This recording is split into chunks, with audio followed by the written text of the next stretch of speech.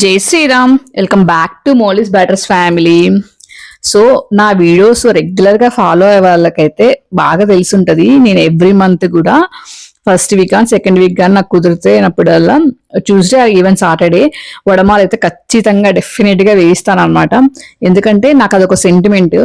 నా బిజినెస్ కానీ ఒక స్టెప్ మూవ్ అవుతుంది అనమాట. నాకు వడమాలు వేయించిన తర్వాత అది ఏంటి పిచ్చి నమ్మకం అది ఇది కాదు, నా నమ్మకం నాది. నా జై శ్రీరామ్, నా హనుమంతుడు అంటే నాకు అంత పిచ్చి అనమాట.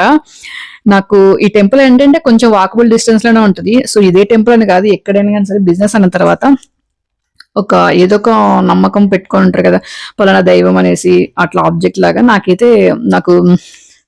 ఇంకా పంచముఖ ఆంజనేయ స్వామి అనమాట చాలా అంటే చాలా ఇష్టము.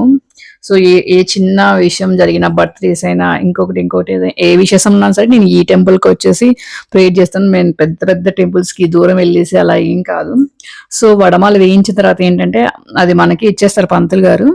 సో అవైతే మన పిల్లలతోటి, నేనైతే ఇక్కడ మా పిల్లలతోటి డిస్ట్రిబ్యూట్ చేయించేశాను. సో వాళ్ళు డిస్ట్రిబ్యూట్ చేస్తున్నప్పుడు కూడా జై శ్రీరామ్ అని చెప్పను నాన్న అని చెప్తాను. సో వాళ్ళు అలాగే ఫాలో అవుతుంటారన్నమాట. పిల్లలకి ఏంటంటే వాళ్ళకి మనకొక దైవబలం అనేది పిల్లల్లో మనం పెంచాలన్నమాట. ప్రతి నిమిషం మనమే పిల్లల్ని కాచుకొని ఉండలేము కదా. సో వాళ్ళకి ఎప్పుడైతే దైవబలాన్ని మనం నేర్పిస్తామో అప్పుడు వాళ్ళకి ఏంటంటే వాళ్ళకు ఒక భయం అనేది ఉండదు అనమాట. నేను ఆలోచించే వే అనమాట. నేను I'm not pushing any one. So నా పిల్లలకైతే ఇలా చెప్తాను.